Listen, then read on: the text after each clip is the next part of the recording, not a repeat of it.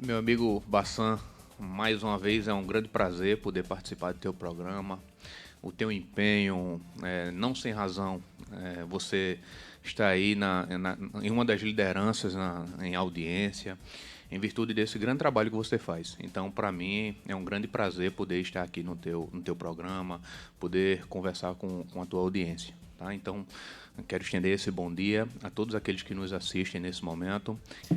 A gente convidou o senhor hoje aqui porque na semana passada caiu como uma bomba, a denúncia contra o presidente da Caixa Econômica Federal, Pedro Guimarães, um dos braços direitos do presidente da República, um homem que estava sempre aparecendo muito na mídia, ele sendo acusado de praticar o ato de abuso ou assédio sexual. O que é assédio sexual? Basta, veja, de fato aconteceu essa situação com o ex-presidente da Caixa, o Pedro Guimarães. Nosso diálogo aqui é um diálogo estritamente informativo, Sim, sim. que não tem qualquer conotação política, né? Mas é um tema muito interessante porque acontece demais no dia a dia e percebemos que principalmente as mulheres que são vítimas, elas se abstêm de querer denunciar essa prática delituosa. Então, essa espécie de crime, ela vem a se configurar quando uma pessoa ela é constrangida, constrange uma outra pessoa com o intuito de obter favorecimento pessoal, favorecimento sexual, em virtude de uma posição sua hierárquica. Tá? Então, por exemplo, o caso que veio à tona agora, o presidente da Caixa Econômica, o Pedro Guimarães, ontem saiu algumas matérias que um vereador do Rio de Janeiro também foi denunciado pela prática também do crime de assédio sexual. Isso. Esse crime de assédio sexual, Bassan, é um crime que ele viola não só um bem jurídico, ele não viola só a liberdade sexual, mas ele também viola a liberdade do exercício do trabalho, do exercício profissional.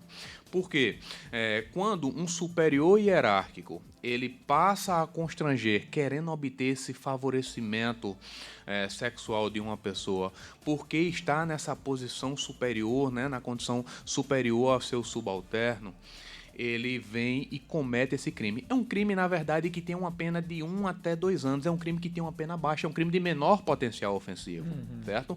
Mas, ainda que seja um crime de menor potencial ofensivo, devemos perceber que, por exemplo, quando envolve uma pessoa do quilate do presidente da Caixa Econômica, veja a repercussão que gera. Então, muito além de que haja a repressão criminal em virtude disso, veja moralmente a repercussão que gera um fato dessa natureza. Obviamente, Bassan, que é necessário que seja investigado o caso em si, porque todas as vezes em que uma pessoa, um superior hierárquico, ele se encontra em uma situação, em uma condição privilegiada, é óbvio que surge aí, né, muita cobiça em si, né? Então surgem muitos interesses, razão pela qual há necessidade de que seja investigado esse caso. É preciso que tenhamos a noção de que é garantido ele o princípio da presunção de inocência, né? Ele não pode ser considerado culpado nesse momento. É preciso que se investigue bem, se processe bem e que ao final, se de fato houver provas da sua participação nesse crime, que ele venha a ser condenado nos limites da sua culpabilidade. Agora veja, esse crime é um crime delicado. Os crimes que têm relação sexual, né, violência sexual, diferentemente do crime de estupro, porque para que fosse estupro tem que ter violência ou grave ameaça, entendeu? Esse crime de assédio sexual não, basta você constranger com a finalidade de obter esse favorecimento sexual. Então, como é que poderia, em tese, se configurar esse crime? Toques na funcionária, convites de forma desarrazoada, querendo sair. Então, a libertinagem em si já é causa que pode configurar essa espécie de crime. Entendeu? Conversas de WhatsApp servem como provas? Servem como provas. Eu vou até tocar nesse ponto que é muito importante, viu? Você ter pontuado. É um crime que a palavra da vítima, os crimes sexuais, a palavra da vítima é crucial para poder existir a instauração do processo e, ao final, uma possível condenação. Sim. Agora, Bassão, um ponto importante.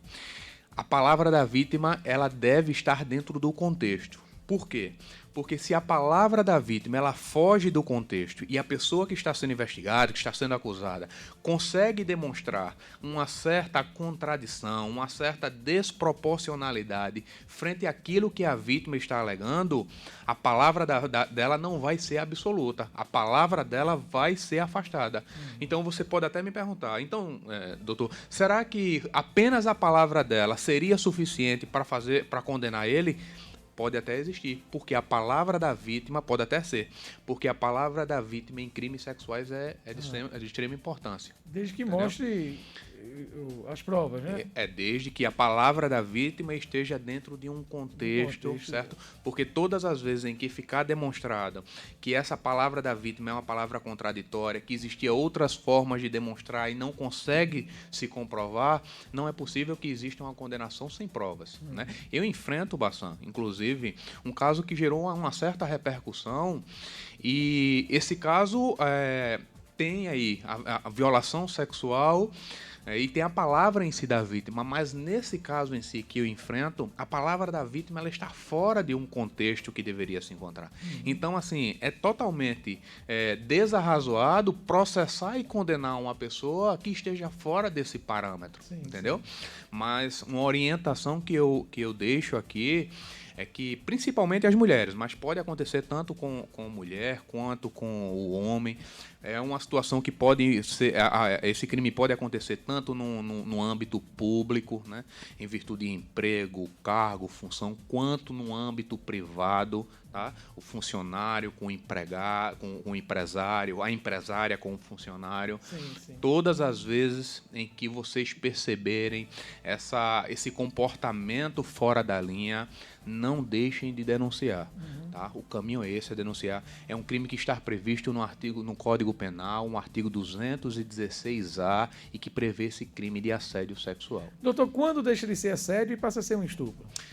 Quando há algum ato que seja adotado de violência ou de grave ameaça. Por exemplo, um empregado que foi colocado numa condição de ter uma certa relação sexual por uma violência do empresário em si, né? O seu patrão chega em um determinado momento no ambiente de trabalho e quer ter relação sexual contra a vontade dela, da mulher, segura ela, começa a querer ter relação contra essa vontade. Perceba que aí existe essa grave ameaça, existe essa violência, e aí sai completamente do crime de assédio sexual e vai para um crime de estupro que tem uma pena bem maior, certo? E as condições são totalmente diferentes. Doutor, a gente conversava até em off que isso é um caso mais comum do que se imagina. Comum do ponto de vista da quantidade de vezes que acontece. Não que seja normal. Isso não vai ser normal nunca. Não é correto. É crime. Né? Crime é crime. Mas acontece mais do que a gente imagina. No ambiente de trabalho, seja no público ou no privado. O que falta muitas vezes é coragem da mulher, porque às vezes é interpretada mal. Isso, como o senhor disse, traz a questão moral que abala também. E o que a gente poderia dizer? Qual seria a saída para as mulheres que são vítimas desse tipo de violência denunciar? Bassan, veja, é colocar esse receio de exposição de lado, certo? Eu sei que moralmente, socialmente, tem toda essa manifestação em si, mas a minha orientação é colocar todas essas manifestações, tudo aquilo que terceiros vão pensar de lado e ter coragem. Eu acho que a palavra-chave é coragem. Coragem de denunciar. Não se importa, eu vou denunciar e eu vou perder o meu emprego. Você consegue outro emprego, certo? Exato. Mas eu acho que a mulher que foi vítima, o homem também que foi vítima, deve ter coragem de ir, de denunciar, para que casos dessa natureza não fiquem impunes. Eu não estou dizendo que o caso aqui que nos fez trazer aqui essas informações, que foi o que envolveu o presidente da Caixa Econômica, o ex-presidente, o Pedro Guimarães. Não estou dizendo que o caso dele em si aconteceu. Precisamos, de fato, ter conhecimento do procedimento. Então, todos os casos que envolvem violências sexuais são sigilosos, eles tramitam sob segredo de justiça, entendeu? Mas é preciso que se investigue bem, que se processe bem e que, ao final, se existir provas, que haja condenação. Se não existir, que seja inocentado. Caso de assédio sexual pode levar à prisão? Veja, a pena é baixa. A pena em si é baixa. É uma pena que só tem até 2 anos. Então, penas dessa natureza não pode gerar a prisão em si, o cerceamento da liberdade. Agora sim, o que é que pode acontecer, Bassam? O caso do vereador do Rio de Janeiro. Ele já foi denunciado, me parece que é a 3ª vez que tem a denúncia. Então perceba que com a condenação vai haver o somatório de penas e aí pode suplantar em si um número de 4 anos e ele pode ficar preso em si, entendeu? Pode cumprir uma pena, pelo menos por um certo período, com a restrição da sua liberdade. Henrique do Livramento pergunta: qual o valor de uma indenização para um assédio moral no trabalho? A gente poderia... Tem diferença aí de assédio moral e assédio sexual? Veja, o assédio moral em si é uma situação totalmente distinta do assédio sexual, tá? O assédio sexual é o crime em si que acontece, esse crime que estamos discutindo. O assédio moral, ele fica uma situação distinta daquela que estamos conversando e não é crime. E não existe uma tabela fixando um valor a título indenizatório em virtude de um assédio moral. Tá? Isso aí vai depender da análise do caso concreto e aí o juiz vai poder, depois de fazer toda essa análise, estabelecer um valor a título de indenização. Neste caso não há um valor tabelado específico, não existe, né? não Depende existe. de caso a caso, da gravidade do caso. Nesse caso, quando o caso ganha uma repercussão maior, geralmente o advogado tem mais trabalho no júri? Tem mais trabalho. Veja, esse caso, por exemplo, é um caso de repercussão nacional, onde a mídia repercutiu aí diversas vezes, até pela posição que se encontra a pessoa que está sendo investigada, né, o Pedro. Mas todas as vezes em que acontece um caso que gera essa repercussão, gera um trabalho maior, porque o judiciário ele quer também mostrar uma resposta à sociedade, então o trabalho é mais delicado em si. Você pode enviar a sua pergunta para o nosso WhatsApp 2160-1734. Mas, a rigor, no caso das vítimas, deve procurar um advogado ou a própria polícia e fazer a denúncia, né? Deve procurar um advogado que, se você se sentir mais confiante, procura um advogado da sua confiança. Não quero procurar um advogado, procura diretamente as autoridades policiais, mas não deixe de denunciar. Esse tipo de assédio também é considerado, por exemplo, no ambiente das universidades, na escola, do professor com o aluno e vice-versa? Excelente pergunta, Bassam. Veja, surge uma grande discussão se esse crime de assédio sexual previsto no artigo 216, se é um crime que pode acontecer na condição de professor e aluno, certo? Embora exista várias posições, uma última posição que me deparei foi existindo a possibilidade, sim. Embora não exista um vínculo aí, uma relação de hierarquia por um vínculo empregatício, os tribunais, o STJ tem uma última decisão dele aí admitindo, mas existem outras posições que não permitem, por não existir essa posição de hierarquia entre professor e aluno, mas existiria, por exemplo, entre um coordenador de um curso e um professor em si, entendeu? É só analisar essa posição hierárquica, não é qualquer pessoa que comete esse crime. Para que uma pessoa, seja um sujeito ativo, pratique esse crime de assédio sexual, ele precisa estar numa posição de hierarquia, exatamente. E quando estão no mesmo nível, isso é o quê? Importunação?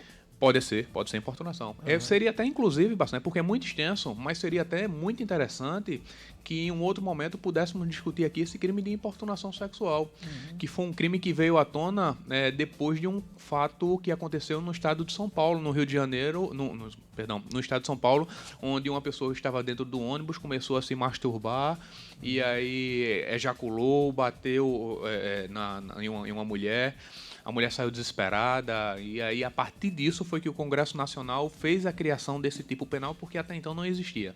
Mas é um assunto para um outro momento e é muito instigante. Pois como a gente falou, isso faz parte do cotidiano, infelizmente não deveria, mas faz, né? E que as vítimas precisam criar a coragem, que o senhor disse, não ter medo da exposição, porque se não houver a denúncia, esses assédios vão piorando, e acaba psicologicamente trazendo dano muito grande para quem é vítima. Exatamente. Não é só o fato em si que aconteceu, são as consequências desse fato, né? O que você trouxe agora é importante.